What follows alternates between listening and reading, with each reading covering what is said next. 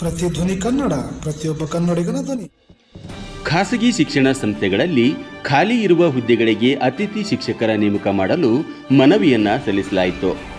ಹೌದು, ಖಾಸಗಿ ಶಿಕ್ಷಣ ಸಂಸ್ಥೆಗಳಲ್ಲಿ ಖಾಲಿ ಇರುವ ಹುದ್ದೆಗಳನ್ನು ಕೂಡಲೇ ಭರ್ತಿ ಮಾಡಬೇಕು ಮತ್ತು ಖಾಸಗಿ ಶಿಕ್ಷಣ ಸಂಸ್ಥೆಗಳಲ್ಲಿ ಖಾಲಿ ಇರುವ ಹುದ್ದೆಗಳಿಗೆ ಸರ್ಕಾರವೇ ವೇತನದೊಂದಿಗೆ ಅತಿಥಿ ಶಿಕ್ಷಕರನ್ನ ನೇಮಕ ಮಾಡಿಕೊಳ್ಳಲು ಆದೇಶ ಹೊರಡಿಸಬೇಕು ಎಂದು ದಿನಾಂಕ 21/6/2024ರಂದು ಕರ್ನಾಟಕ ರಾಜ್ಯ ಮಾಧ್ಯಮಿಕ ಶಾಲಾ ನೌಕರರ ಸಂಘ ಗದಗ ಜಿಲ್ಲಾ ಘಟಕ ಅಧ್ಯಕ್ಷರಾದ MK ಲಮಾಣಿ ಅವರ ನೇತೃತ್ವದಲ್ಲಿ ಜಿಲ್ಲಾಧಿಕಾರಿಗಳ ಮೂಲಕ ಮುಖ್ಯಮಂತ್ರಿಗಳಿಗೆ ಮನವಿ ಸಲ್ಲಿಸಿದರು.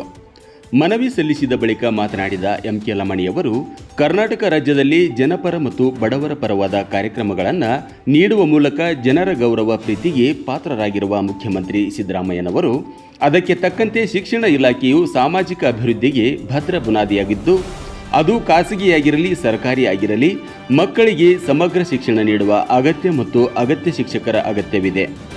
ನಿವೃತ್ತಿ ಅಥವಾ ಮರಣದಿಂದಾಗಿ ಖಾಲಿ ಇರುವ ಶಿಕ್ಷಕರ ಹುದ್ದೆಗಳಿಗೆ ಕೂಡಲೇ ಶಿಕ್ಷಕರ ನೇಮಕ ಪ್ರಕ್ರಿಯೆಗೆ ಸರ್ಕಾರ ಆದ್ಯತೆ ನೀಡಬೇಕು ಎಂದರು.